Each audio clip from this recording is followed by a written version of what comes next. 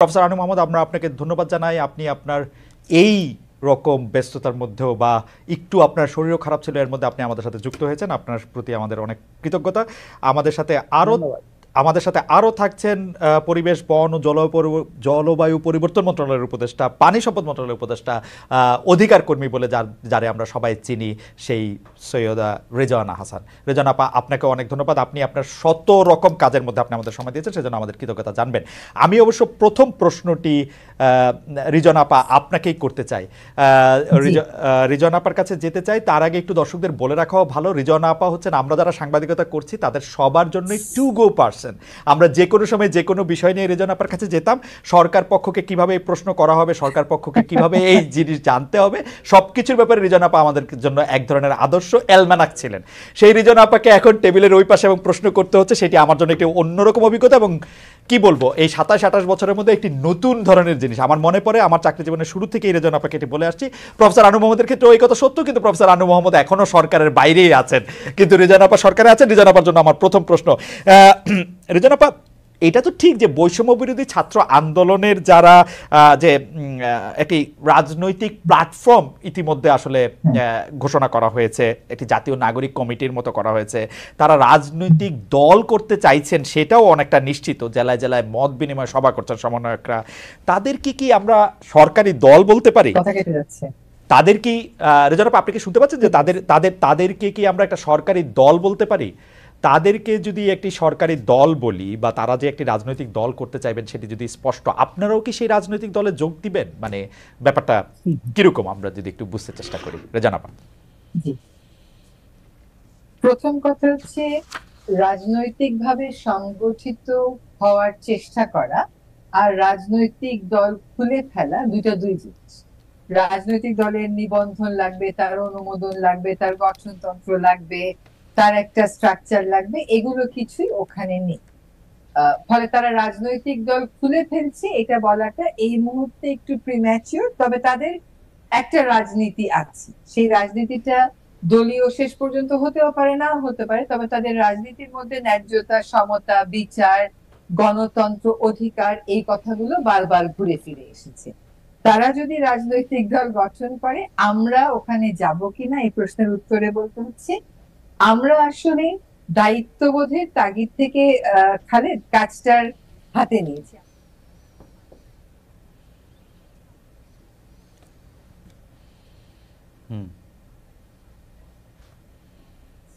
এর মধ্যে আর কোথাও আগ্রহ বলেন, দায়িত্ববোধ বলেন, কাউকে দেখিনি বলতে যে দায়িত্বটা আমরা নিব।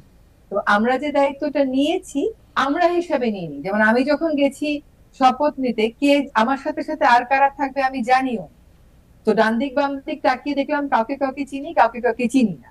আর চেয়ারে যারা বসে আছেন সবাই শপথ নেবেন কিনা এই কথাও তো জিজ্ঞেস করা যাচ্ছে না। হ্যাঁ, ফলে আমরা জয়েন করব কিনা এটা আসলে বলা যায় না, কারণ আমরা কোন একটা দল হিসাবে এই দায়িত্বটা পালন করছি না অন্তর্বর্তীকালীন সরকার। আমরা ভিন্ন ভিন্ন জায়গা থেকে এক হয়েছি, আমার বিশ্বাস একটা দায়িত্ববোধের তাড়না থেকে। ফলে আমাদের মধ্যে কেউ কেউ যদি মনে করেন আদৌ যদি কোনো রাজনৈতিক দল হয়, কেউ কেউ যদি মনে করেন তাদের আদর্শের সাথে, দর্শনের সাথে তিনি নিজেকে একাত্ম মনে করছে, তিনি জয়েন করতেই পারে। তাদের আদর্শ কি, দর্শন কি, গঠন কি, এগুলো না জেনে আমি তো মনে করি না যে আমাদের মধ্যে কেউই আপনার এই প্রশ্নের এখন উত্তর দিতে পারবে বলে। আর আমাকে যদি জিজ্ঞেস করেন, আমার এখনো পর্যন্ত রাজনৈতিক দল করে রাজনীতি করার ইচ্ছা নাই। আমি অধিকার ভিত্তিক যে রাজনীতিটা করি সেটাই করে দেখেছি। রেজওয়ানা আপা, একটা বিষয় আমি একটু পরিষ্কার হতে চাই। আপনি খুবই চমৎকারভাবে বললেন যে মানে কিন্তু আমি একটু নিয়োগের জায়গা থেকে, যে প্রফেসর ডক্টর মোহাম্মদ ইউনূস বলেছিলেন যে ছাত্ররা নিয়োগ দিয়েছেন বা ছাত্ররা এনেছেন, আপনি কি এই নিয়োগ প্রক্রিয়াটা সম্পর্কে, যারা আসছেন, যেহেতু প্রশ্নটা উঠবে, আমার কোনো আপত্তি নাই, কারণ হচ্ছে যে আপত্তির প্রশ্নও নাই, কারণ আপনারা একটি ক্রান্তিকালে দায়িত্বে এসছেন, ক্ষমতা নিচ্ছেন, দায়িত্ব পালন করছেন, সেটির জন্য আপনি আমাদের সকলেরই সাধুবাদ জানবেন। কিন্তু এই যে নিয়োগ প্রক্রিয়াটা আসলে কি করে হলো, বা কেন, মানে কেন আপনারা, মানে মানে কেন সৈয়দা রিজওয়ানা হাসান, মানে এটা কে ঠিক করে দিল? মানে আপনার নিয়োগকর্তা আসলে কে? মানে ডক্টর মোহাম্মদ ইউনূস, ছাত্র জনতা, প্রেসিডেন্ট শাহাবুদ্দিন চুপ্পু, মানে কে আসলে? আমাকে আমাকে তো শপথ নিতে হয়েছে, যেহেতু এখনো সংবিধান আছে, সেই সংবিধানে যেভাবে বলা আছে সেভাবে শপথ নিতে হয়েছে। তবে আমরা যেটা দেখেছি আপনিও সেটা দেখেছেন, যে আমরা বিভিন্ন ফেসবুকে, বিভিন্ন সামাজিক যোগাযোগ মাধ্যমে বিভিন্ন নামের তালিকা দেখছিলাম, কিন্তু আমাকে আসলে সন্ধ্যা 6:15টার সময় ফোন করা হয়েছে যে আপনাকে একটু বঙ্গভবনে আসতে হবে শপথ নিতে। তার আগ পর্যন্ত আমি কিছুই জানতাম না, মানে আমি নাম তো অনেকেরই অনেক অনেক জায়গাতে দেখেছি। আর তারপরে আমার এর আগে যে আন্দোলনরত ছাত্ররা আছে তাদের মধ্যে থেকে দুই একজন আমাকে ফোন করে জিজ্ঞেস করেছে, সেটা হচ্ছে 7 তারিখের 7-8 তারিখের দিকেই, যে আমরা যদি আপনাকে প্রস্তাব করি, আমরা একটা তালিকা দিচ্ছি, আপনি কি সেই তালিকায় থাকতে চাইবেন কিনা। আমি তখন বলেছি যে আমি তো আসলে যদি দায়িত্বের ব্যাপার হয় আমি দায়িত্বে না বলবো না, কিন্তু আমি কি জানতে পারবো অন্য কারা আছে। তারা বলছে না, এটা এটা আমরা বলতে পারবো না। হ্যাঁ, ফলে তাদেরকে আসলে খালেদ সে সময় যদি আপনি জানি না বাংলাদেশে ছিলেন কিনা, থাকতেন, তাহলে আপনি বুঝতেন যে সে সময় ওরা যা বলবে, ওরা যে কষ্টটুকুন করেছে, যে আত্মত্যাগটুকুন করেছে, সে সময় আর কোনোভাবেই নেতিবাচকতার না না, দিকে যাওয়ার উপায় ছিল না। তবে অ্যাবসলিউটলি। আমার ধারণা এটা একক কোনো যে ছাত্র গোষ্ঠীরা মিলেই ঠিক করেছে তা না। আমার ধারণা বিভিন্ন জায়গা থেকে কিছু নাম এসছে। তারপরে তো আমরা দেখেছি যে একটা নেগোসিয়েশন প্রসেস চলছে, ছাত্ররা যাচ্ছে ওখানে, সেনাবাহিনীও থাকছে, প্রশাসনের কিছু লোকও ছিল। কাজে আমার ধারণা সকলে মিলেই হয়তো একটা সিদ্ধান্ত হয়েছে। রেজান আপা, আপনাকে ধন্যবাদ। আমি একটু প্রফেসর আনু মোহাম্মদের কাছে যেতে চাই। রাজনীতি প্রসঙ্গে আমি আসলে প্রফেসর আনু মোহাম্মদের কাছে জানতে চাইবো যে প্রফেসর, এইটা কি একটা রাজনৈতিক শূন্যতা? এইটা কি একটা আওয়ামী লীগ বিএনপির প্রতি মানুষের একটা অনাস্থার যে আমরা একটা বয়ান শুনি সেইটা, যে একটা নেরেটিভ যে না আওয়ামী লীগ বিএনপি কাউকেই ভালোবাসে না, অন্য একটা গ্রুপ আসতে যেতেছে, ব্যাপারটা কি সেরকম, নাকি আসলে এটা পুরনো রাজনীতিরই একটা রূপ? আমি আরো পরিষ্কারভাবে বললে স্যার, আমি প্রশ্নটা করতে চাই যে বাংলাদেশে কি বাম রাজনীতি শুধুমাত্র ভালো ভালো কথা বলার জন্যই থাকবে, আর কোনো কিছুর জন্য বাম রাজনীতির আর কোনো অবস্থান থাকবে না? সেটি একটা কথা। আর হচ্ছে যে প্রশ্নটি আমি শুরু করতে চাই সেটি হচ্ছে এরকম যে প্রফেসর আনু মোহাম্মদ, আপনাকেও কি এই সরকারের আহ্বান জানানো হয়েছিল? আপনি কি মানা করেছেন? এরকম গুজব আমরা আসলে শুনি। যদি আপনার বলতে আপত্তি না থাকে তাহলে আপনি আমাদেরকে একটু বলতে পারেন, প্রফেসর আনু মোহাম্মদ। আসলে আমাদের এই যে অভিজ্ঞতাটা, এবারের গণ অভ্যুত্থানের যে অভিজ্ঞতা, যেভাবে গণ অভ্যুত্থানটা হলো, যেভাবে মানে ভয়ঙ্কর নৃশংসতা আমরা দেখলাম, আহ, যেরকম হত্যাকাণ্ড হলো, মানে এত অল্প কয়েকদিনের মধ্যে এত মানুষের মৃত্যু, এত মানুষের এবং ভয়ঙ্কর রকম ভাবে তাদের যে হত্যা করা, সেটার যে দৃশ্যাবলী, সেটার পূর্ব অভিজ্ঞতা বাংলাদেশের মানুষের না। অন্য খুব কম দেশেরই আছে। মুক্তিযুদ্ধ বাদ দিলে আগে পরে এরকম অবস্থা কখনো হয়নি। এর মধ্যে দিয়ে যে সরকার পতন হবে, সরকার যে পতন হলো, সেটা ধরেন আমরা এই গণঅভ্যুত্থানের দৃশ্যটা আমরা 1969-এ দেখেছি। তখন লৌহ মানব আইয়ুব খান, তার পতন ঘটলো। তিনি উন্নয়ন দশক শেষ করেছিলেন, তিনিও উন্নয়নের কথা বলতেন অনেক। তারপর 80 দশকে সেটাও একটা উন্নয়নের কথা আমরা শুনতাম অনেক। 80 দশকে যে আরেকটা গণঅভ্যুত্থান হয়েছিল 90 সালে। তো এইটা আমরা বলতে পারি যে বাংলাদেশের মানুষের ইতিহাসে তৃতীয় বড় আকারের গণঅভ্যুত্থান। কিন্তু আগের দুটোর সাথে এটার একটা বড় তফাৎ হচ্ছে, আগের দুটোতেই রাজনৈতিক দল ছিল নেতৃত্ব। মানে 69-এর গণঅভ্যুত্থানের নেতৃত্ব আপনি যে বলেন, মৌলানা ভাসানী, শেখ মুজিবুর রহমান এবং ছাত্র সংগ্রাম পরিষদ, এরা সুনির্দিষ্টভাবে নেতৃত্ব ছিল। সেখানে শ্রমিকদের ভূমিকা ছিল খুব শক্তিশালী, কৃষকদের ভূমিকা ছিল। 90 সালে আমরা জানি যে 3টা জোট ছিল, 8 দল, 7 দল, 5 দল, আর এর বাইরে যুগপৎ আন্দোলনের মধ্যে ছিল জামাতে ইসলাম। তার মানে রাজনৈতিক দলগুলোর স্পষ্ট নেতৃত্ব ছিল। এবং 90 সালে যখন এরশাদের পতন হয়, তখন একটা 3 জোটের রূপরেখা হয়েছে। তার মানে পরিষ্কার তাদের রাজনৈতিক লক্ষ্য, তারা কি করবে সেটা বলেই তারপরে এরশাদের পতন হয়েছে। যদিও সেই 3 জোটের রূপরেখা যারা প্রণয়ন করেছিলেন, তারা প্রায় সকলেই পরবর্তী সময়ে রাজনীতিতে এসছেন। জামাত ইসলামীয় রাজনীতি মানে ক্ষমতা এসছে, সরকার এসছে। 3 জোটের রূপরেখা কেউ বাস্তবায়ন করেন। মানে ওইটা যদি বাস্তবায়ন হতো, তাহলে বাংলাদেশের নির্বাচন, কিন্তু স্যার আপনার কাছে কি মনে হয় না যে 3 জোটের রূপরেখাটা স্যার আপনাদের চাপিয়ে দেওয়া একটি ব্যাপার? যে 3 জোটের রূপরেখা কি জনগণ চাইতেছিল? আসলে এটার কোনো ম্যান্ডেটের একটা জায়গা ছিল? জনগণ যেটা চাচ্ছিল, জনগণের চাওয়া মানে কি, যেমন ধরেন এখন জনগণের যে আকাঙ্ক্ষা গুলো তো সবসময় একটা সুনির্দিষ্ট ভাবে থাকে না, আকাঙ্ক্ষার একটা তরল অবস্থা থাকে। আকাঙ্ক্ষাটা ছিল যে স্বৈর শাসন যাতে না আসে, এরকম সামরিক শাসন যেন না হয়, এরকম যেন অত্যাচারের মধ্যে পড়তে না, একটা গণতান্ত্রিক প্রক্রিয়া যেন থাকে, যেখানে মানুষ ভোট দিতে পারবে, মানুষ তার মত প্রকাশ করতে পারবে। তো সেটা যদি করতে হয় তাহলে কনক্রিটলি কি কি করতে হবে, তার জন্য ধরেন নির্বাচন কমিশন বলেন, তারপরে অন্যান্য যে সমস্ত গণতান্ত্রিক প্রতিষ্ঠান সেগুলোকে শক্তিশালী করা বলেন, জবাবদিহির জায়গা, সেগুলো নির্দিষ্ট করাটাই ছিল 3 জোটের রূপরেখার বড় ধরনের বৈশিষ্ট্য। কিন্তু সেগুলো কোনোটাই শেষ পর্যন্ত বাস্তবায়ন হয়নি। আমরা জানি যে প্রত্যেকবার যা কিছু পরিবর্তন হয়েছে সেটা আন্দোলনের মধ্যে দিয়ে হচ্ছে। এইবারে যেটা হলো, আপনারা জানেন যে গত 15 বছর বিশেষত আওয়ামী লীগ সরকার নির্বাচিত হয়েছে 2008 সালে। সেটা কিন্তু নির্বাচিতই হয়েছে, তারা ভোটই ছিল এবং সেটা গ্রহণযোগ্য একটা নির্বাচন ছিল, বিপুল ভোটে আওয়ামী লীগ জিতেছিল। কিন্তু সেই নির্বাচনে তাদের মেয়াদটা শেষ হয়ে যায় 2014 আগে। 2014 থেকে প্রকৃতপক্ষে তারা নির্বাচন দেয় না, মানে নির্বাচনের বাইরে মেয়াদ উত্তীর্ণ সরকার আমরা বলতে পারি 2014। এই যে এত, তারপরে তাদের স্বৈরতন্ত্রী তৎপরতা বাড়লো, ফ্যাসিবাদী ভাবসাব তৈরি হলো এবং সকল প্রতিষ্ঠান চুরমার করা, দুর্নীতি, লুণ্ঠন, সম্পদ পাচার, এগুলো একটা ভয়ঙ্কর আকার ধারণ। কিন্তু সরকার বিরোধী যে আন্দোলন, সেটা আন্দোলনটা ঠিক মতো মানে সেই মাত্রা নিচ্ছিল। আমরা গত বছরে 28 অক্টোবর পর্যন্ত বিএনপির একটা আন্দোলনে দেখেছিলাম, কিন্তু সেটাও তারা ফোলাতে পারলো না সরকারের সাথে। তো এই যে সরকার এত স্বৈরতন্ত্রী হচ্ছে, এত নির্যাতন করছে, এত জুলুম করছে সারা দেশে, এত লুটপাট করছে, পাচার করছে, তারপরেও রাজনৈতিক দলের নেতৃত্বে জনগণ জমায়েত হচ্ছে না, কি কারণে? সেখানে আপনার ওই প্রশ্নের উত্তরটা যে জনগণের কাছে বিকল্প যখনই তারা চিন্তা করতো, এটা আমরা সবসময় শুনে এসেছি, যখনই তারা বিকল্প চিন্তা করতো তাদের মনে হইতো যে আবার তো একই জিনিস আসবে, আবার তো একই ঘটনা ঘটবে, এইটা তাদেরকে পিছিয়ে দিত। স্যার আমি একটু আপনাকে স্যার আমি একটু আপনাকে থামাই স্যার। জি স্যার শেষ করেন স্যার। না স্যার আপনি শেষ করেন। আওয়ামী লীগের কাছেও এটা একটা অস্ত্র ছিল যে তারা ওই দেখাতো যে এই যে বিএনপি জামাত, বিএনপি জামাত, বিএনপি জামাত, এটা আওয়ামী লীগের জন্য একটা বড় অবলম্বন ছিল এবং জনগণের কাছে এটা একটা বাস্তব একটা ভয়ের ব্যাপার ছিল যে আসলে তারা যদি আবার আসে তাহলে একই ধরনের ঘটনা যদি ঘটে তাহলে ওইখান থেকে তারা তখন নিষ্ক্রিয়তা তৈরি হতো কিংবা একটা বিষাদ তৈরি হতো কিংবা এক ধরনের শৈথিল্য তৈরি। অ্যাবসলিউটলি। কিন্তু স্যার আমি যে কথাটা বলতে চাইতেছিলাম সেটা হচ্ছে যে প্রফেসর ইউনূস এবং রিজওয়ানা আপাদের সরকার একই আওয়ামী লীগের ফর্মুলাতে হাঁটতেছে কিনা, মানে আওয়ামী লীগের লোকদেরকে বাদ দিয়ে বা যারাই আওয়ামী লীগের ছিল তারা বাদ দিয়ে শুধু বিএনপি বা আওয়ামী বিরোধী যে অংশটুকু, সেই বিএনপি হোক জামাত হোক, তাদের থেকে লোক পিক করতেছে কিনা, তাদের এজেন্ডাই বাস্তবায়ন করতেছে কিনা, এরকম মনে করার কারণ আছে কিনা? আমি আসলে এটা রিজওয়ানা আপার কাছে একটু জানতে চাইবো স্যার আপনার মন্তব্যটা শুনে। না এটা ধরেন এটা একটা খুবই গুরুত্বপূর্ণ বিষয় এবং মানুষজনের নজরের পড়ার মতো বিষয়।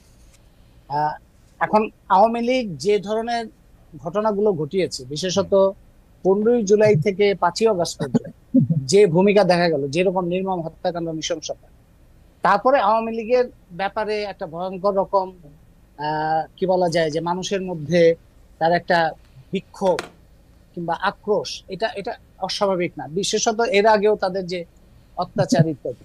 তো সরকারের দিক থেকে আমি মনে করি যে এখন যে বিভিন্ন ঘটনা থেকে, আমি এটা বারবার বলতে চাই যে যারা প্রকৃত অপরাধ করেছে, যারা দুর্নীতি করেছে, যারা খুনের সাথে সম্পর্কিত, তাদের দৃষ্টান্তমূলক শাস্তি হওয়া উচিত। কিন্তু যদি শুধুমাত্র পরিচয়ের কারণে, শুধুমাত্র সে আওয়ামী লীগের সদস্য বা ছাত্রলীগের, যেমন ছাত্রলীগের একজন সদস্য কয়েকদিন আগে তার পা কাটা পড়েছিল, তার 2 মাস কয়েকদিনের বাচ্চা আছে, তাকে গণপিটুনিতে মারা হলো, এটাকে কোনোভাবেই রেশনালাইজ করা যাবে না যে তারা একটা আক্রোশের শিকার। এটা কোনোভাবেই গ্রহণযোগ্য না। পরিচয়ের কারণে তাদেরকে বাদ দেওয়া। তো নিয়োগের কথা আপনি যেটা বললেন, আমি মনে করি যে নিয়োগের ব্যাপারে যোগ্যতা মাপকাঠি হওয়া উচিত এবং আওয়ামী লীগের যে মডেল, যে তাদের দলীয় সমর্থক না হলে কিংবা শুধু দলীয় সমর্থক না, তাদের প্রতি একেবারে নতজানু না হলে সে কোনোভাবেই নিয়োগ পাবে না, এই অবস্থা তো আমরা দেখতে চাই। কিন্তু স্যার আমরা তো আর এত তাড়াতাড়ি আবার আওয়ামী লীগের কাউকে পুনর্বাসিত করে একদম সরকারে নিয়ে আসতে হবে, ক্ষমতা নিয়ে আসতে হবে, সেটাও তো স্যার আমরা চাই না নিশ্চয়ই। না, সেটা সেই জন্য আমি বললাম যে তারা যে অপরাধ করেছে, যে মাত্রায় নৃশংসতা করেছে, তাদের প্রতি সমাজের ভেতর থেকে একটা প্রত্যাখ্যান এবং আক্রোশ, এটা খুবই স্বাভাবিক, এটাই হওয়ার কথা। তো কাজে এখনই আমরা মনে করি না যে আওয়ামী লীগের লোকজন এখন গ্রহণযোগ্যতা পাবে। কিন্তু ওই যে আমি বললাম যে এই যে মামলা, তারপরে হামলা, তারপরে গ্রেপ্তার, এগুলোর ব্যাপারে যদি প্রকৃত অপরাধীদেরকে যদি আলাদা করে সুনির্দিষ্টভাবে না করা হয়, তাহলে এটা হালকা হয়ে যাবে, প্রকৃত অপরাধীরাও আড়াল হয়ে যাবে, সেটা আমি বলছি। স্যার আপনার কাছে একটু জানতে চাইছিলাম যে প্রশ্নটা, সেটা একটু ব্যক্তিগত হয়ে গেল বলে মানে আমি এটাকে আরেকটু আবার এটাকে রিফ্রেশ করি যে স্যার এই সরকারই কি আপনাদের বামদেরকে ইচ্ছা করে বাদ দিয়ে ডানপন্থী যারা বলে পরিচিত তাদের সাথে তাদেরকে বেশি রাখা হয়েছে কিনা, নাকি স্যার আপনি মনে করেন যে একটা মিক্সড এন্ড ম্যাচ হয়েছে? এটা তো আমি ঠিক বলা মুশকিল, মানে এটা তো সরকারের ভেতরে যারা আছেন, যারা এই আপনি আপনি আপনি ডাক পেয়েছিলেন স্যার? সিদ্ধান্ত আপনি ডাক পেয়েছিলেন? না, আমি আমি কোনো ডাক পাইনি, আমার এটা কোনো যোগাযোগ। স্যার আপনাকে ধন্যবাদ। আমি একটু রিজন আপার কাছে যাই যে রিজন আপা, এই যে এইটা কি আওয়ামী ফর্মুলাটা অনুসরণ করা হইতেছে কিনা, যে যার সাথে আওয়ামী লীগের নাম আছে তাকে বাদ দেয়া, বা যার সাথে বিএনপি বা জামাতে ইসলামের অনেক বেশি ভালোবাসা আছে তাদেরকেই শুধু পিক করা, এবং সেই পিকিংটা এই অবস্থায় গেছে মনে হয় যে আওয়ামী লীগ যে থিসিসটা দিয়েছিল ভুল হোক শুদ্ধ হোক তার এন্টি থিসিস দাঁড় করানোটাই এখন একটা বড় জায়গা, এরকম আপনার মনে হয় কিনা? আমি দেখেছি যে আপনি একটা বক্তৃতায় বলেছিলেন যে জঞ্জাল তো শুধু 15 বছরে তৈরি হয়নি, 53 বছরে তৈরি হয়েছে, সেই 53 বছরের জঞ্জালও মাথায় রাখা উচিত। আপনি কি রকম দেখছেন, আপনি যদি আমাদের একটু বলেন। জি, প্রথম কথা হচ্ছে কি, আওয়ামী লীগের রাস্তায় হাঁটার কোনো কারণই নেই, কোনো উপায়ও নেই। বিষয়টা হচ্ছে যে আপনার এজেন্ডাটা কি। এই সরকারের এজেন্ডাটা হচ্ছে ফ্যাসিবাদ নির্মূল করে, ফ্যাসিস্টদের বিচার করে দেশে প্রকৃত গণতন্ত্র আনে, তাই তো? এখন আপনি যখন ফ্যাসিবাদের বিচার করবেন, এই মাত্র এক মাস মতন হয়েছে, এতগুলো তাজা প্রাণ ঝরে গেছে, এত রক্ত আমরা দেখেছি। যারা এই রক্তের কোন রকম সুবিধাবাদী ছিলেন, যারা নেতৃত্ব দিয়েছেন, কোন রকম সুবিধা ভোগ করেছেন, তাদের সাথে আলোচনায় বসার কি কোনো সুযোগ আছে? সেটা তো একটু চিন্তা করতে হবে। আপনি একটা ভিডিওর কথা শুধু আপনাকে মনে করিয়ে দিই, যে একজন পুলিশ সদস্য স্বরাষ্ট্রমন্ত্রীকে বলছে, স্যার একটা গুলি করি, একটাই আহত হয়, একটাই মরে, বাকিটি যায় না। এই স্মৃতিটাকে আমরা ভুলে গেলাম। যেই পদ্ধতি, যে দল, যার পরিচালনা পদ্ধতির কারণে এইরকম উক্তি আমাদেরকে শুনতে হয়েছে স্বাধীন দেশে, আমাদের সন্তানদের বুকে গুলি চালানোর জন্য, এইটা কি ধরে নেওয়াটা স্বাভাবিক যে আমরা তাদের সাথে বসে পড়বো?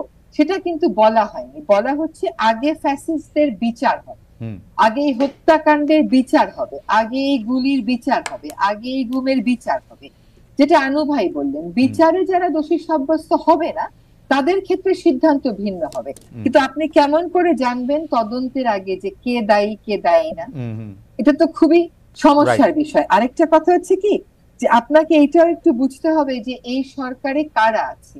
এই সরকারে কিন্তু দেশের ইতিহাসে প্রথমবারের মতন 2 জন শিক্ষার্থী প্রতিনিধি আছে, কারণ তারা এই বিষয়টা নিয়ে খুব প্রবল ভাবে অনুভব করেছে যে তারা উপেক্ষিত সকল সরকারেরই সিদ্ধান্ত গ্রহণের প্রক্রিয়ায়। তাদের যেমন একটা সরাসরি ক্ষোভ রয়েছে।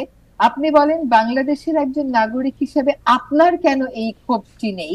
যখন আপনি এই প্রশ্নটা আমাকে করেন যে আমাকে 2014 সালে, 18 সালে, 23 সালে ভোট দিতে দেওয়া হয় নাই, নানান কুটকৌশল করে আমাকে ভোটের প্রক্রিয়া থেকে দূরে রাখা হয়েছে, তাহলে দেশে যে জনগণ হিসেবে, ভোটার হিসেবে আমি এক্সিস্ট করি, এটা যখন অস্বীকার করা হয়, সেই প্রক্রিয়া, সেই নেতৃত্বকে সাথে নিয়ে আলোচনায় বসে আপনি ফ্যাসিজম দূর করে ফেলবেন আর প্রকৃত গণতন্ত্র।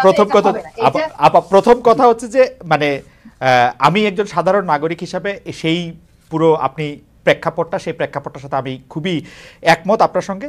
আমি যেটি প্রশ্নটি করেছিলাম সেই ক্ষোভ মনে নিয়েই আমি প্রশ্নটি করছি যে আপনারা আসলে কিভাবে আগাচ্ছেন সেই মডেলটি বোঝার জন্য। আর 2 নম্বর যে প্রশ্নটি আসলে দর্শকদের মধ্যে একটা বিপুল অংশ জানতে চাইছেন যে বিচার বলতে আমরা বুঝি, বা আমি ব্যক্তিগতভাবে মনে করি, আমি অনেকবার বলেছি যে বিচার বলতে আমি বুঝি যিনি সর্বোচ্চ জায়গা থেকে সবচেয়ে বেশি নির্দেশ দিয়েছেন, অর্থাৎ শেখ হাসিনা।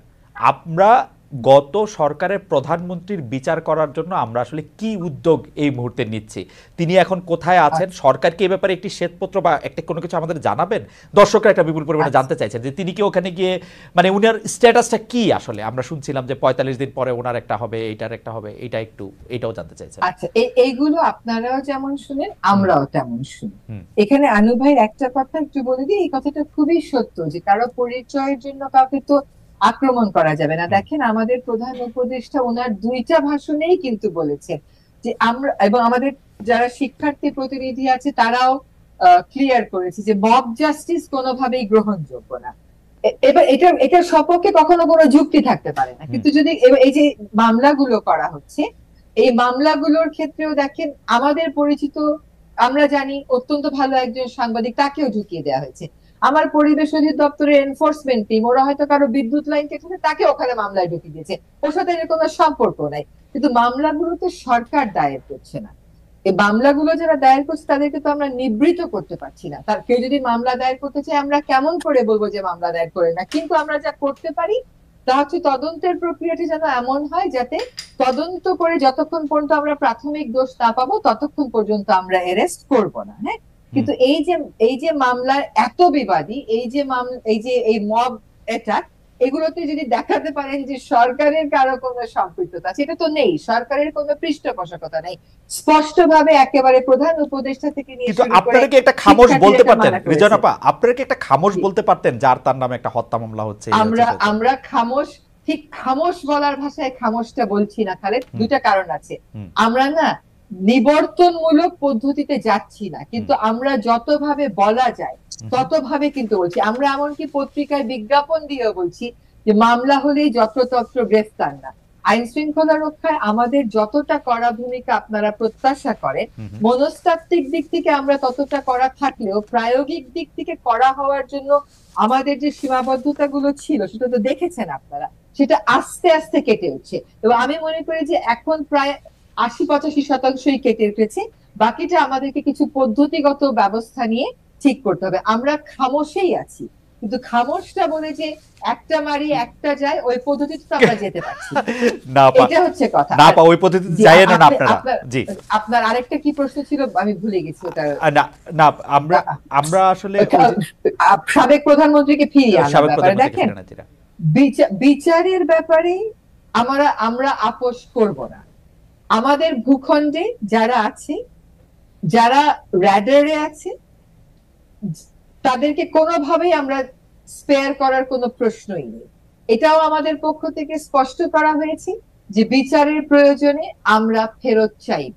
এখন ফেরত আনার প্রক্রিয়াটা রাজনৈতিক হবে নাকি সেটা কূটনৈতিক হবে, সেটা একটা কৌশলের ব্যাপার খালেদ। হ্যাঁ, তবে এইটুকুন আমি আশ্বস্ত করতে চাই যে কোনোভাবেই হুকুমের আসামি যারা আছেন, যখন সেটা তদন্তে প্রমাণিত হবে, হুকুমে বা তদন্তের কারণেও কিন্তু অনেককে আমাদের গ্রেফতার করতে হয়, ফেরত আনা আসামিকে সামনে পাওয়ার প্রয়োজন হয়, আমরা যে পর্যায়ে যখন যা প্রয়োজন হয় তখন তা করি। না রেজার আপা, আপনাকে কাছে মানে আপনাকে পেলাম সেজন্য প্রফেসর আনু মোহাম্মদ আছেন। আমি আমার অবস্থাটা একটু জানিয়ে রেখেছি। আমি মনে করি যে আওয়ামী লীগ আমলে যত দুষ্কর্ম আছে, যত দুষ্কৃতি আছে, তার জন্য প্রথম যদি কারো বিচার করতে হয় তাহলে সেটা শেখ হাসিনার করা উচিত, কারণ তার নির্দেশে বা তার আনুকূল্য বা তার পাওয়ার জন্য এগুলি করা হয়েছে। সুতরাং সেটি নিশ্চয়ই আপনারা ব্যবস্থা করবেন, এটা রাজনৈতিক হোক কূটনৈতিক হোক, সেটি দর্শকরা প্রত্যাশা করছেন, আমাদেরও প্রত্যাশা সেটির মধ্যে রয়েছে। আমাদেরকে যদি জিজ্ঞেস করেন যে আমরা আসলে কোন ব্যাপারটাতে সবচাইতে বেশি প্রত্যয়ী এবং একই সাথে চাপ অনুভব করি, আমরা বলবো আমরা সবচাইতে বেশি প্রত্যয়ী এই বিচারটা নিশ্চিত করার ব্যাপারে, এবং সবচাইতে বেশি এটার জন্যই আমরা এক ধরনের চাপে, মানে এটা নিজেদের ভিতর থেকে আসে, এটা তাগিদা আসে যে আমাদেরকে তো এটা করতে হবে। এই মানে বিচার যদি এইবার নিশ্চিত করা না যায়, এত কিছুর পরেও যদি বিচার না হয়, তাহলে আর বিচারের কথা আমরা কবে বলবো? কাজে এবার বিচার আমাদেরকে নিশ্চিত করতেই হবে, এবং সকলকে একসাথে মিলে, সকল আদর্শ মতবিরোধ ভুলে আমাদেরকে এই পয়েন্টে এক হতে হবে যে আমাদের বাচ্চাদের বুকে যারা গুলি চালিয়েছে, যে হুকুম দিয়েছে, যে বাস্তবায়ন করেছে, সকলকে এটার বিচারের মুখোমুখি করতে হবে। রেজান আপা, আপনাকে ধন্যবাদ। আমি একটু প্রফেসর আনু মোহাম্মদের কাছে যেতে চাই। প্রফেসর আনু মোহাম্মদের কাছে যাওয়ার আগে আমরা দর্শকদের কাছে জানতে চেয়েছিলাম যে বাংলাদেশে 1 মাস অন্তর্বর্তী সরকার পার করেছে, তাদের ক্ষমতার মেয়াদ ঘোষণা করা দরকার বলে মনে করেন কিনা। আমাদের পরবর্তী প্রসঙ্গ তা। 13,000 দর্শক ভোট দিয়েছেন, শতকরা 37% মনে করেন যে হ্যাঁ করা উচিত, শতকরা 63% মনে করেন যে না করা উচিত না। তারা আরো বেশি দিন আপনাদের আপনাদেরকে ক্ষমতায় দেখতে চান সৈয়দা রেজওয়ানা হাসান। আমি একটু প্রফেসর আনু মোহাম্মদের কাছে জানতে চাইবো যে প্রফেসর আনু মোহাম্মদ, হাসিনার পতনের পরে সংখ্যালঘু নিপীড়ন, ভাস্কর্য ভাঙা, মাজার ভাঙা, যৌনকর্মী ও হিজড়াদের উপর আক্রমণ, অভিযুক্ত জঙ্গি সংগঠনের নেতাদের জামিন, হিজবুত তাহরীর প্রকাশ্য তৎপরতা, এমন সব ঘটনা থেকে আপনি আসলে কি বার্তা পাচ্ছেন, সরকারের অবস্থান কিভাবে দেখছেন? পাশাপাশি স্যার আপনি এইটা নিয়েও একটু আপনি মন্তব্য করতে পারেন যে সৈয়দা রেজওয়ানা হাসান বলছেন যে এই সরকারের একটা বড় প্রত্যয় যে শেখ হাসিনাকে ফিরিয়ে নিয়ে এনে বিচার করার বা বিচারটা করার ব্যাপারে যারা বাচ্চাদের বুকে গুলি চালিয়েছে তাদের ব্যাপারে সিদ্ধান্ত নেওয়ার জন্য তারা প্রত্যয়। আপনাদের এই ব্যাপারে কি মনে হচ্ছে সেটিও যদি একটু আপনি বলেন, কিন্তু এরপরে যেগুলি ঘটনা ঘটেছে সেগুলি নিয়েও আমরা একটু মন্তব্য শুনতে চাই। প্রফেসর আনু মোহাম্মদ। হ্যাঁ, প্রথম কথা হচ্ছে যে বিচার হচ্ছে খুব গুরুত্বপূর্ণ একটা শর্ত। মানে আমি যদি গণতান্ত্রিক রূপান্তরের কথা বলি কিংবা জনগণের কাছে একটা পরিবর্তন হয়েছে, কিছু একটা পরিবর্তন হয়েছে, এই জিনিসটা যদি একটা নিশ্চিত করতে হয় বা মানুষের কাছে এই বার্তাটা দিতে হয় যে হ্যাঁ এটা একটা পরিবর্তনের কাজ করছে এই সরকার, তাহলে বিচারটা হচ্ছে খুবই গুরুত্বপূর্ণ। বিচার মানে হচ্ছে শুধু আমাদের দেশে বিচারের অভিজ্ঞতা তো আবার বিভিন্ন রকম। এক হচ্ছে বিচার হচ্ছে না কিংবা তদন্ত ত্রুটিপূর্ণ হচ্ছে কিংবা পুরো বিচার ব্যবস্থার মধ্যে নানা রকম জোর জবরদস্তি আছে, সাক্ষী ভুল সাক্ষী হয়, বিচারককে নিয়ে প্রশ্ন থাকে, এই যে নানা রকম অভিজ্ঞতা, সেই অভিজ্ঞতাটা মনে রেখেই বিচার প্রক্রিয়াটা যাতে কোনো দিক থেকেই প্রশ্ন না ওঠে, গ্রহণযোগ্যতা পায়, যাতে কোনোভাবে এটা নিয়ে পরবর্তীকালে প্রশ্ন তোলা না যায়, সেইভাবে সেটাকে নিশ্চিত করাটা হচ্ছে খুব গুরুত্বপূর্ণ। বিচার করতে হবে, যারা অপরাধী তাদের অবশ্যই বিচার করতে হবে। এবং গত 15 বছরে আপনারা জানেন যে বহু অসংখ্য বিচার জমে আছে, মানে অনেক খুন গুম হয়েছে গত সরকারের আমলে, যাদের মধ্যে অনেক বহুল আলোচিত, যেমন ত্বকি, তনু, সাগররণী, মুনিয়া, এই যে হত্যাকাণ্ডগুলো বহুল আলোচিত হওয়ার পরেও এগুলি কোনো বিচার হয়। সেগুলো আশা করি যে এই সরকার একটা বড় ধরনের সুযোগ এই সরকারের সামনে এই বিচারগুলো সমাপ্ত করে। আর 5ই আগস্টের পরে, 5ই আগস্টের এই যে বিজয়ের যে আনন্দ, সেই বিজয়ের আনন্দটা মানে আপনি বলতে পারেন যে আমি যে আনন্দে একটা স্বতঃস্ফূর্ত আনন্দ ছিল, সেটা সন্ধ্যার পরে বিভিন্ন ধরনের খবরে থমকে যেতে থাকলো যে আমরা কি পরিস্থিতির মধ্যে চলে যাচ্ছে, নিয়ন্ত্রণের বাইরে চলে যাচ্ছে কিনা। কারণ তখনই আমরা শুনতে পাচ্ছিলাম যে বিভিন্ন ধরনের বিভিন্ন অঞ্চলে সংখ্যালঘুদের উপর আক্রমণ হচ্ছে কিংবা ভাস্কর্য ভাঙা হচ্ছে, মুক্তিযুদ্ধের বিভিন্ন ধরনের যে সমস্ত চিহ্ন সেগুলি ভাঙা হচ্ছে, শিল্পকর্ম যেগুলো ভাঙা হচ্ছে, মূর্তি ভাঙা হচ্ছে, এবং শিল্পী কিংবা অন্যান্য এই ধরনের মানে এই ধরনের আক্রমণ, ধ্বংসযজ্ঞ, লুটপাট, এইগুলোর খবরাখবরগুলো খুবই মানে বলা যায় যে আনন্দকে ম্লান করার মতো পরিস্থিতি তৈরি হচ্ছিল। তারপরেও এটা তখন তো সরকার ছিল না, যদিও দায়িত্বে তখন সেনা প্রধান বলেছিলেন যে আমি দায়িত্ব নিচ্ছি,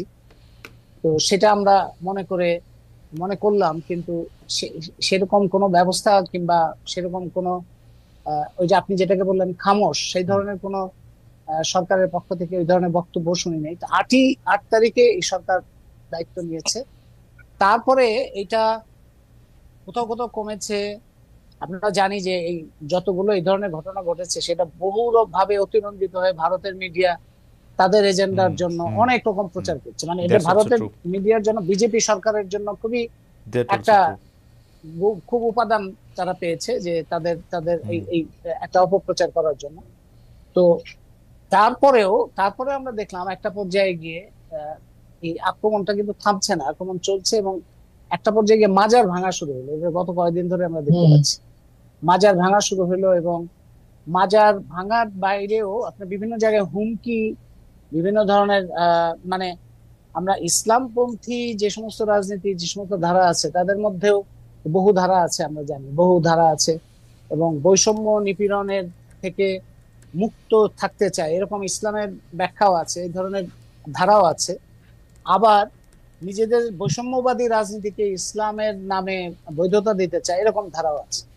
তো তার ফলে দেখা যাচ্ছে যে ইসলামের নাম করে, ধর্মের নাম করে এই হামলাগুলো, মাজার কিংবা বিভিন্ন ধরনের সংখ্যালঘু জাতি, সংখ্যালঘুর মধ্যে আবার ইসলাম ধর্মের মধ্যে সংখ্যালঘু যারা মুসলমানদের মধ্যে, যেমন আহমদিয়া কিংবা অন্য বিশ্বাসী লোকজন, তাদের উপর আক্রমণ হয়েছে। মানে মানে বিভিন্ন ধরনের মানে শক্তি, বল প্রয়োগ এবং বিভিন্ন ধরনের তাকে তার নতুন ভাবে তার রাজনৈতিক শক্তি হিসেবে আহ, আবির্ভাবের যে একটা হুম।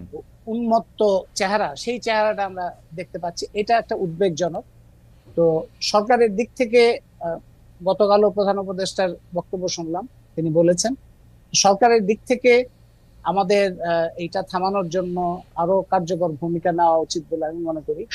আর বৈষম্য বিরোধী ছাত্র আন্দোলনের নেতৃত্ব, যেহেতু তারা একটা বড় দায়িত্ব পালন করেছেন, ভূমিকা পালন করেছেন, এবং তাদের একটা সারা দেশে তরুণদের মধ্যে নেটওয়ার্ক আছে, তাদের দিক থেকেও এই বিষয়ে আরো গুরুত্ব দিয়ে কার্যকর ভূমিকা মনে করি যে নেওয়া উচিত।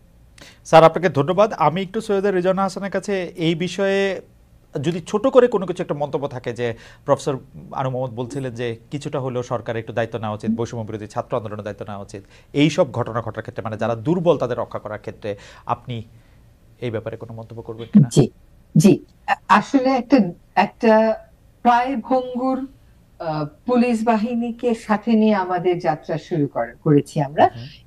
ওদের মনোবল চাঙ্গা করা, জনগণের সাথে ওদের আবার সম্পর্ক স্থাপন, এই কাজগুলো করতে আমাদের সময় লেগেছে, সময় লাগছে।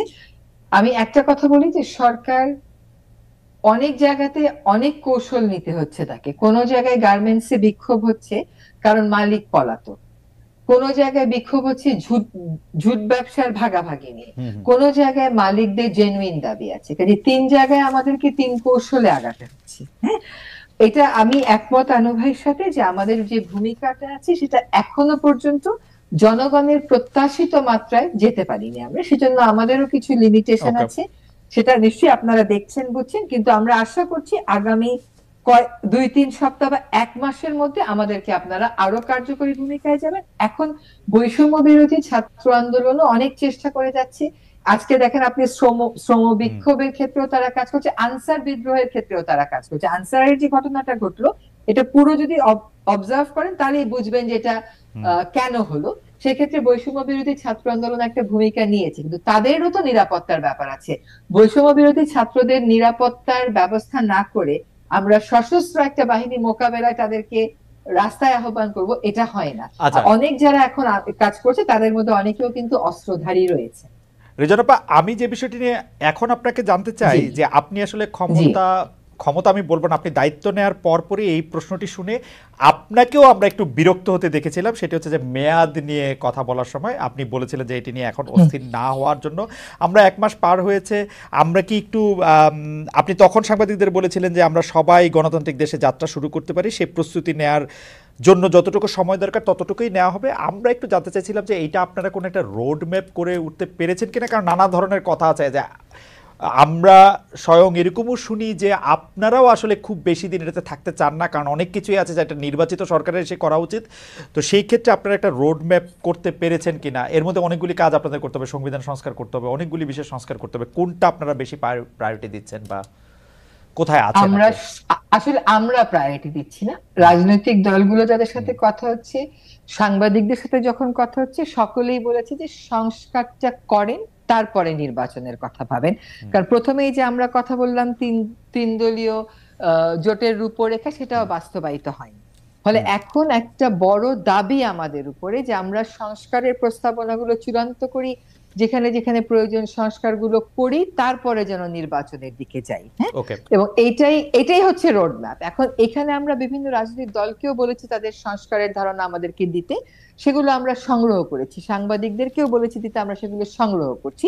এর মধ্যে 6টা কমিশনের হেডের নাম ঘোষণা করে দেয়া হয়েছে, তারাও তাদের প্রাথমিক কাজ শুরু করে দেবে। এখন বিভিন্ন যে ধারণাগুলো আসবে সেগুলো নিয়ে টার্মস অফ রেফারেন্স ঠিক করার পরে 3 মাসের মধ্যে আমরা আশা করছি অন্তত এই 5টি ক্ষেত্রে আমরা পেয়ে যাব যে সংস্কারের প্রস্তাবনাগুলো কি কি। তারপরে সেগুলো নিয়ে আলাপ আলোচনা, সংলাপ, রাজনৈতিক মতৈক্য গড়ে তোলা এবং তারপরে নির্বাচন। এখন সময় ভিত্তিক রোডম্যাপ আমি আপনাকে এখনো দিতে পারছি না, ধারণা ভিত্তিক মোটামুটি একটা আইডিয়া কি দেয়া যাবে? ধরা যাক 2 বছর, 3 বছর, 4 বছর, ওরকম কিছু একটা?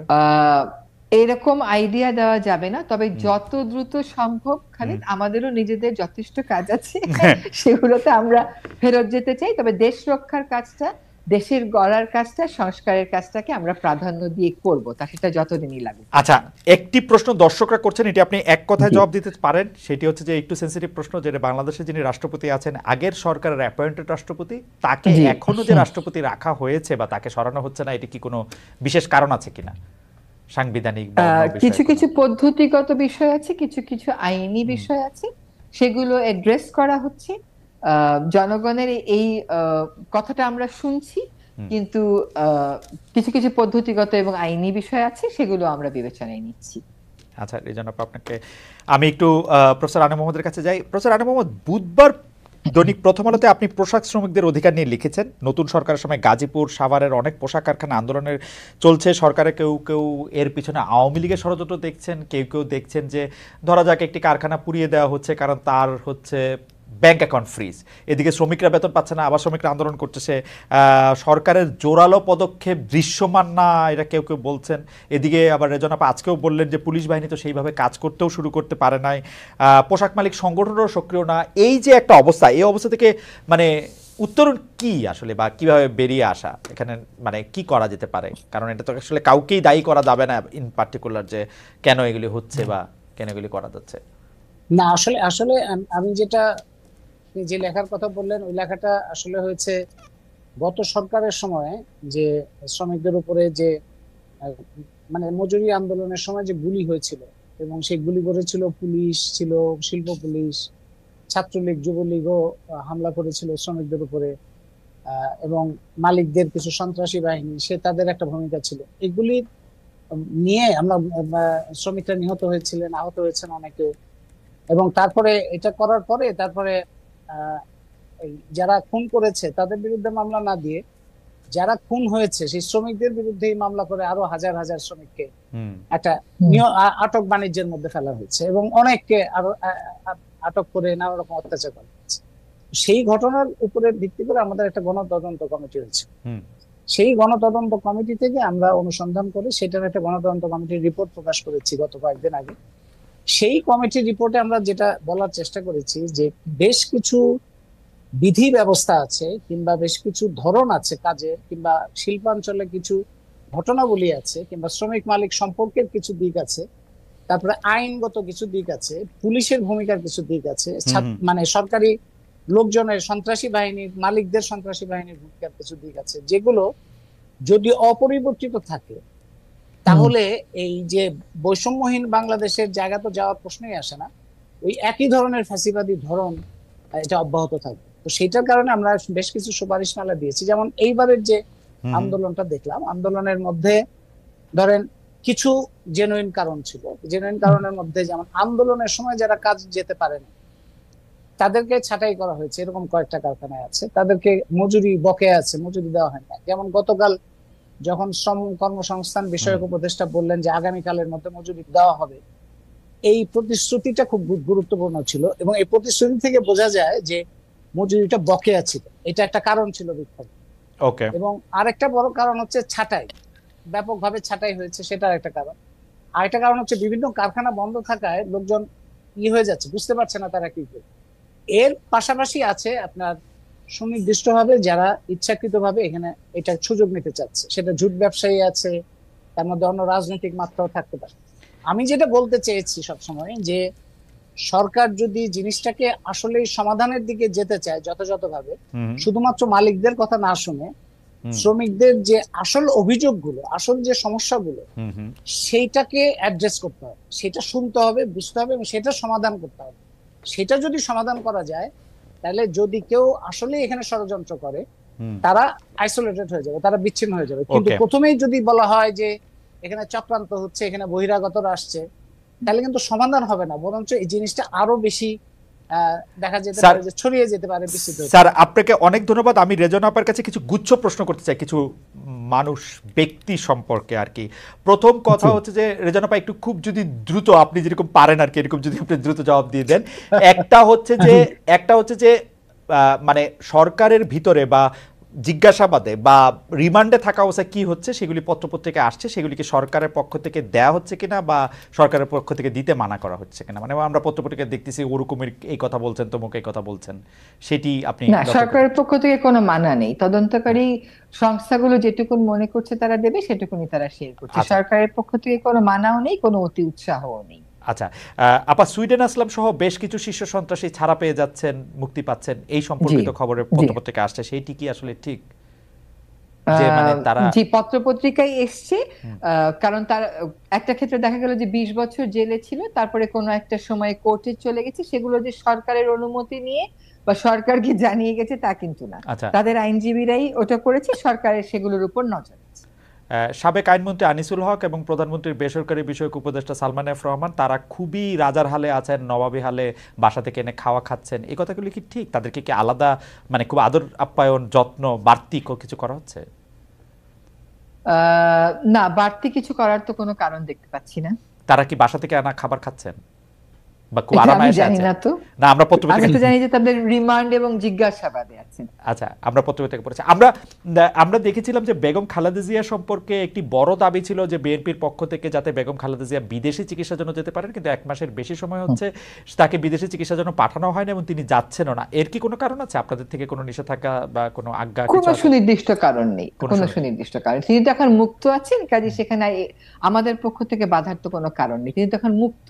তবু তিনি যাচ্ছেন না যে এটি একটি কৌতূহল উদ্দীপক কিনা, মানে তিনি খুব যেতে চাইছিলেন এটা এরকম? তার তার চিকিৎসার ব্যাপার হতে আচ্ছা, পারে, মানে তার সরকারের ডাক্তার থেকে কোনো কিছু থাকা না, না থাকার ব্যাপার সরকারের হতে কাছে পারে। জি গেছেন। জি আচ্ছা, লাস্ট ব্যক্তি জনাব তারেক জি রহমান। অনেকেই বলছেন যেহেতু জনাব তারেক রহমানের বিরুদ্ধে মামলাগুলি এখনো পেন্ডিং, সুতরাং জি তার মামলাগুলি আসলে নিষ্পন্ন করার আগ পর্যন্ত বাংলাদেশে কোনো নির্বাচন হবে না এবং তার মামলাগুলি ক্রমে নিষ্পন্ন করা হবে। এরকম কোনো ডিরেক্টিভ বা ওরকম কোনো আলোচনা জনাব তারেক রহমানের নিয়ে আপনাদের মধ্যে আছে কিনা? নির্বাচন নিয়ে কোনো ব্যক্তি কেন্দ্রিক আলোচনা নেই। আর আপনি যেটা বললেন, কোনো দলের কোনো নেতাকে নিয়ে আমাদের কোনো মিটিং এ এখনো পর্যন্ত কোনো আলোচনা হয়নি। আলোচনা হচ্ছে পদ্ধতি নিয়ে, আলোচনা হচ্ছে যে আহ, কাগজপত্রগুলোকে আমরা কেমন করে ঠিক করবো। ওনার মামলা না, আমাদের সংবিধান, আমাদের ইলেকশন কমিশন, আইন, এসব আমরা কেমন করে ঠিক করবো। কাজে উনারকে মুক্তি না দেওয়া পর্যন্ত নির্বাচন হবে না। এটা অত্যন্ত আহ মানে একেবারে নিজের থেকে আসা একটা কথা। আমাদের সরকারের পক্ষ থেকে এমন কোনো কথা কখনো হয়নি। আপনি অনেকগুলি মামলা, এটি শেষ প্রশ্নই পড়বে, আপনি অনেকগুলি জি মামলায় সরকার আপনার প্রতিপক্ষ, এখন তো আপনি জি সরকারের অংশ, ওই মামলাগুলি এখন আবার চালানো হবে কিনা? অনেক ভূমিদস্যু, অনেক পরিবেশদস্যু, কি কি বন খেকো, জি জল খেকো, বালু খেকো, এদের বিরুদ্ধে জি এগুলি আবার এখন চলবে কিনা? চললে সেটা কনফ্লিক্ট অফ ইন্টারেস্ট হবে কিনা? এটা হবে না। তার কারণ হচ্ছে যে আমি কখনো কোনো মামলায় বাদী ছিলাম না। হুম, বাদী ছিল আমি যে সংস্থায় কাজ করতাম, সেই সংস্থা। আমি সেই সংস্থাকে রিপ্রেজেন্ট করতাম, আমি ছাড়া অন্য আইনজীবীরাও রিপ্রেজেন্ট করতো। তো এখন ওই সংস্থার সাথে আমার আর কোনো সম্পর্ক নেই। ওদের general membership, executive membership, chief executive, কোনোটাতেই আমি নেই। ওই সংস্থা অন্য মানুষের নেতৃত্বে চলছে। তারা চিন্তা করে নিশ্চয়ই মামলাগুলো চলবে, কারণ সংস্থা তো সংস্থার মতোই থাকবে, ব্যক্তি আসবে ব্যক্তি যাবে। আর আমি যে কাজটা করছি, তখনও যেটা করতাম, এখনো সেটাই করছি, সেটা হচ্ছে দেশের হুম। আইনটাকে প্রয়োগ করে পরিবেশ রক্ষা। সেখানে তো আমার ব্যক্তিগত কোনো ইন্টারেস্ট নেই, কাজে কনফ্লিক্ট অফ ইন্টারেস্ট কেমন করে হবে। আচ্ছা, শেষ হয়ে হইল না, শেষ প্রশ্ন, উপদেষ্টারা তাদের সম্পদের হিসাব দিয়েছেন কিনা, দেবেন কিনা? সরকারি কর্মচারী কর্মকর্তাদের প্রতি যে নির্দেশ দেওয়া হয়েছিল সেটা পালন করার জন্য কতটুক আগালো বিষয়টা? জি, ওটা আগাচ্ছে। উপদেষ্টারা আমরা আমাদের সম্পত্তির হিসাব দিয়েছি, ওইটা এখন কেমন করে পাবলিক করা হবে সেটা নিয়ে ফ্যান্টাস্টিক, কথা বলা হচ্ছে।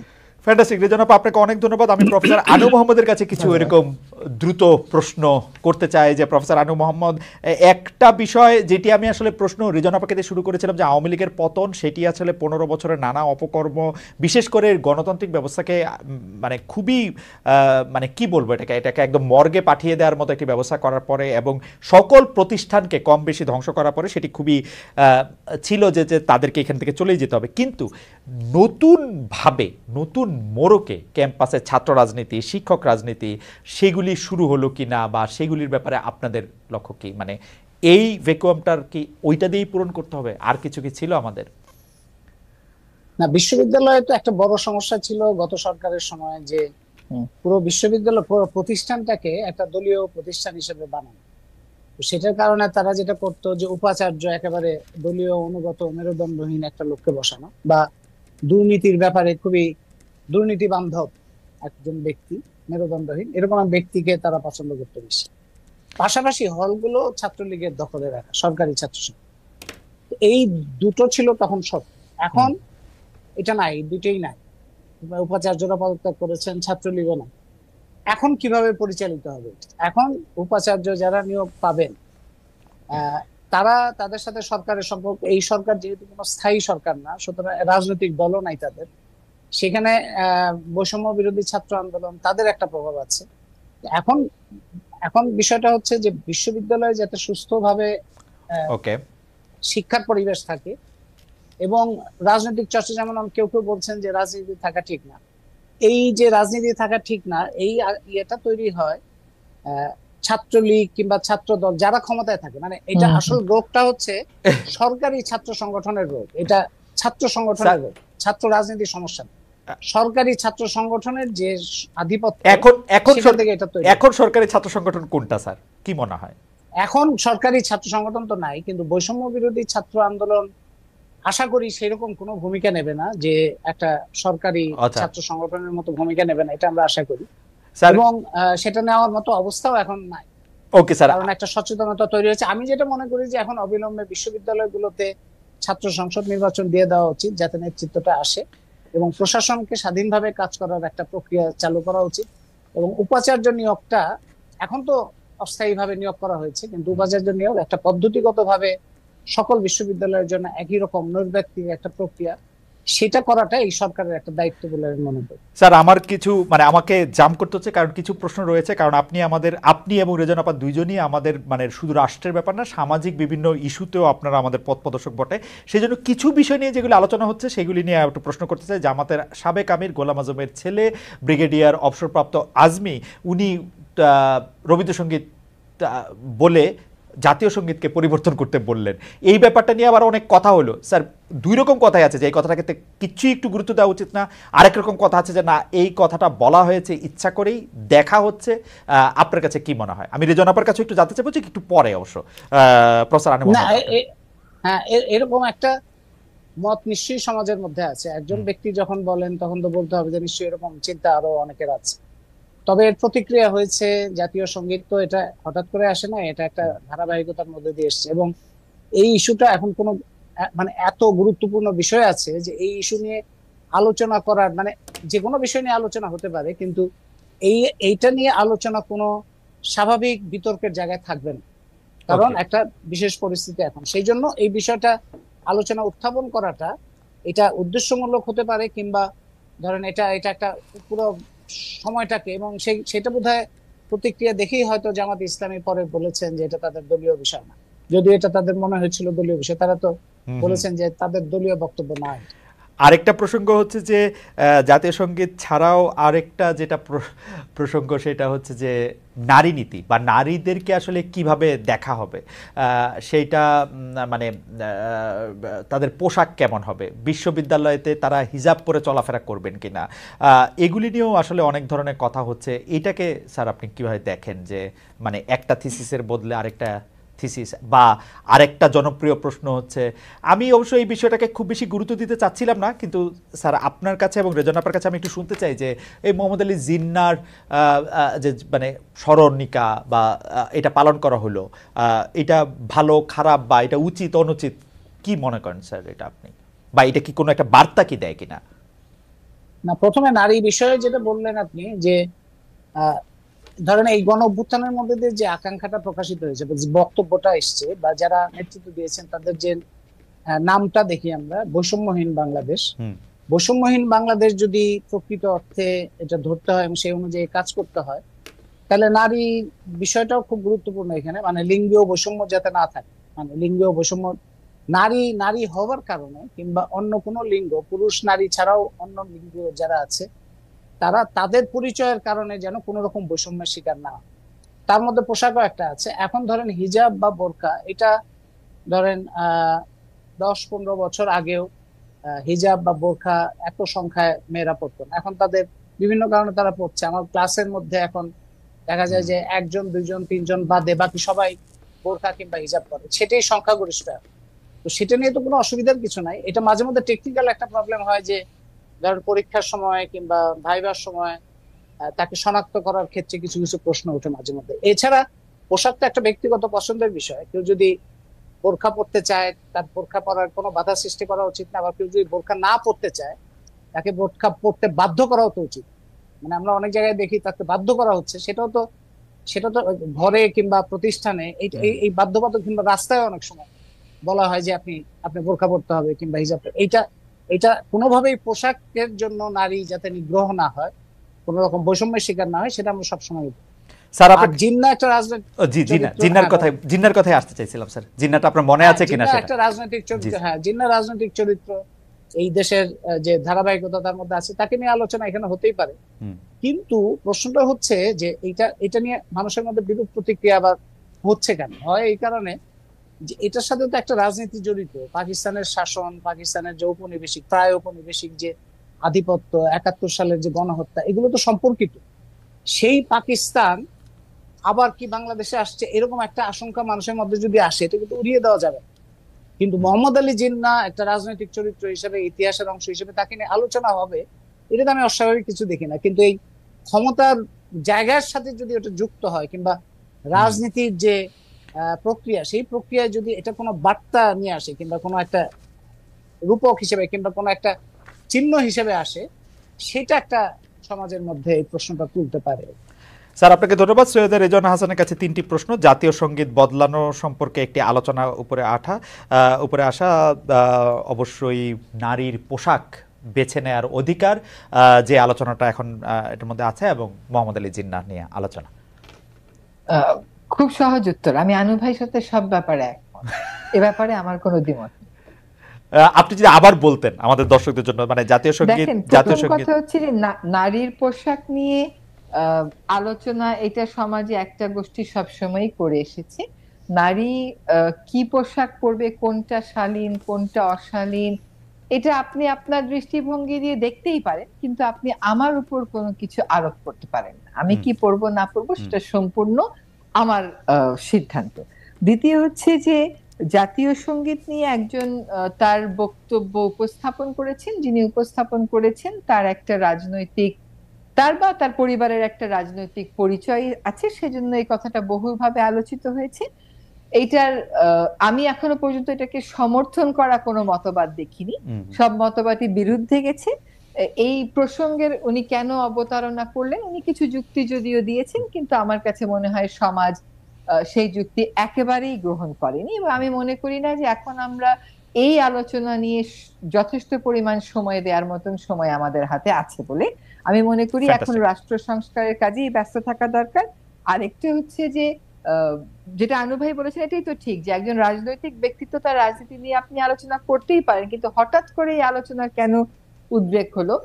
অনেক গোষ্ঠী অনেকভাবে মনোযোগ একখান থেকে আরেকখানে নিয়ে যাবে। তানতো খালেদ, যদি এই আলোচনাটা না হতো, আজকে আপনি আমাকে রাষ্ট্র সংস্কার নিয়ে একটা ভালো প্রশ্ন করতে পারতেন। সেটা না করে আপনি আমাকে এই আলোচনা নিয়ে ভালো প্রশ্ন আবার আপনার কাছে শিখতে হবে আপা।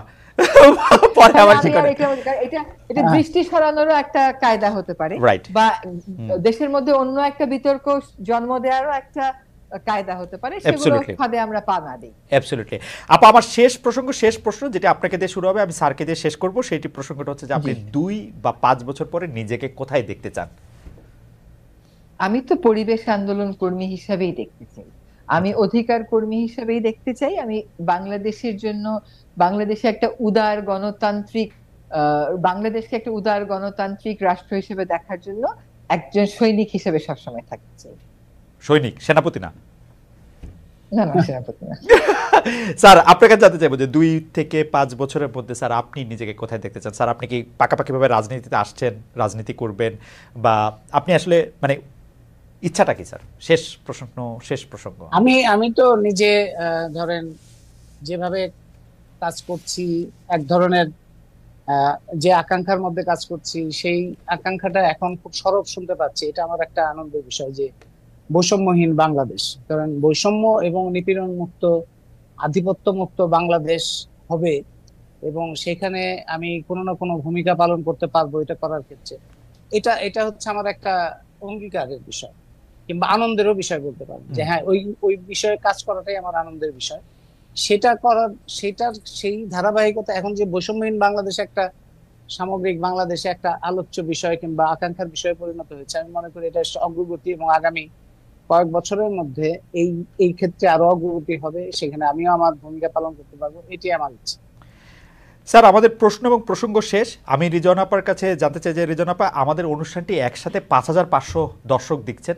আপনি যদি 30 সেকেন্ড বা 40 সেকেন্ড একটু বলেন যে আপনি তো এখন সরকারে মানে সিটিজেনদের প্রতি, আমাদের প্রতি আপনাদের কোনো কিছু বলার আছে কিনা। আর স্যার আমাদের সবারই শিক্ষক, স্যার যদি আমাদের জন্য এটা কিছু বলেন সবার শেষে, রিজন আপা আপনার কাছে শুনতে চাই।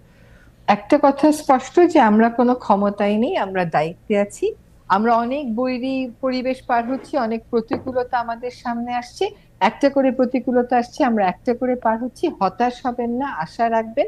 দেশটা তো আমাদের, আমরা না পারলে আপনারা গড়বেন। আমাদেরকে দেশটা গড়তে হবে, কিন্তু হতাশ হওয়ার কোনো সুযোগ নাই, ঘৃণা ছড়ানোর কোনো সুযোগ নাই। এখন ঐক্যবদ্ধ হতে হবে এবং ফোকাসটা আমাদের ঠিক রাখতে হবে। আমরা যেন নানান বিষয়ে আমাদের মনোযোগ ছড়িয়ে না পড়ে, শুধুমাত্র দেশ গঠনে, দেশ সংস্কার করার ফোকাসটা যেন আমরা রাখি। আমরা যেখানে পারবো না সেখানে আপনারা পারবেন, কিন্তু আমাদেরকে পারতেই হবে। সম্মিলিতভাবে দেশটাকে সংস্কার করে আমাদেরকে একটা জায়গায় আনতে হবে, যাতে বাংলাদেশ একটা সম্মানের জায়গায় যায়, বাংলাদেশের গণতন্ত্র বিশ্বে প্রশংসিত হয়, বাংলাদেশের মানুষের অধিকারগুলো সুরক্ষিত থাকে। হতাশ হবেন না, আশা রাখবেন। আপা, আপনাকে অনেক ধন্যবাদ। আমরা প্রফেসর আনু মোহাম্মদ আপনার কাছে একটু জানবো যে আপনি আমাদের উদ্দেশ্যে কিছু বলবেন কিনা। 20-30 সেকেন্ড, আমরা একদম শেষ পর্যায়ে। যারা আছেন দেশে, বাংলাদেশে কিংবা দেশের বাইরে, তাদের সবার উদ্দেশ্যে আমারও একটা আবেদন থাকবে বা আহ্বান থাকবে যে বৈষম্য এবং নিপীড়নকে যৌক্তিকতা দিয়ে বিভিন্ন ভাবে রাজনীতি, যে কোনো রাজনীতি বা মতাদর্শ আসুক না কেন, তার মধ্যে যদি বৈষম্য এবং নিপীড়নের উপাদান থাকে, তাইলে আমাদের সবাইকে ঐক্যবদ্ধভাবে সেটাকে প্রত্যাখ্যান করতে হবে। সেটা হলো এক নম্বর, এটা ধর্মের নামে আসুক, জাতীয়তাবাদের নামে আসুক, যে নামে আসুক। দ্বিতীয়ত হচ্ছে যে আমরা সরকারের বিভিন্ন ধরনের নজরদারির কথা শুনে আসছি। নজরদারি যন্ত্রপাতিও আমরা সংগ্রহ করার কথা শুনেছি ইসরায়েলের কাছ থেকে গত সরকারের আমলে। আমাদের যেটা করতে হবে, দেশে যারা আছেন, প্রবাসে যারা আছেন, সবারই সরকারের উপরে এবং রাষ্ট্রযন্ত্রের উপরে আমাদের জনগণের, সর্বজনের নজরদারিটা বাড়াতে হবে। মানে আমাদের নজর রাখতে হবে যে জনগণের স্বার্থে, সর্বজনের স্বার্থে রাষ্ট্র কাজ করছে কিনা। যদি কাজ না করে, তাহলে আমাদের দিক থেকে একটা সক্রিয়তা, সরব হওয়া, সেটা আমাদের দায়িত্ব বলে মনে হয়। এক্ষেত্রে দেশে প্রবাসে সব জায়গায় ভূমিকা পালনের সুযোগ আছে। স্যার, আপনাকে অনেক ধন্যবাদ। দর্শক, সৈয়দা রেজানা হাসান স্পষ্ট বললেন যে তারা কোনো ক্ষমতা নেই, তারা দায়িত্বে আছেন, এবং তিনি হতাশ হতে না করলেন, এবং জনগণেরই আসলে তাদের মালিকানা বুঝে নেওয়ার জন্য। কারণ আমরা অনেক সময় ভুলভাবে বলে থাকি জনগণ ক্ষমতার উৎস, আসলে জনগণ ক্ষমতার মালিক। সেই মালিক জনগণ যাতে তাদের জায়গায় তাদের দায়িত্বটা পালন করেন, হতাশ না হন, সেই আহ্বান দুজনের কাছ থেকে আমরা শুনলাম। সৈয়দা রেজানা হাসান, আপনাকে অনেক ধন্যবাদ। অনেক ধন্যবাদ প্রফেসর আনু মোহাম্মদ আপনাকে।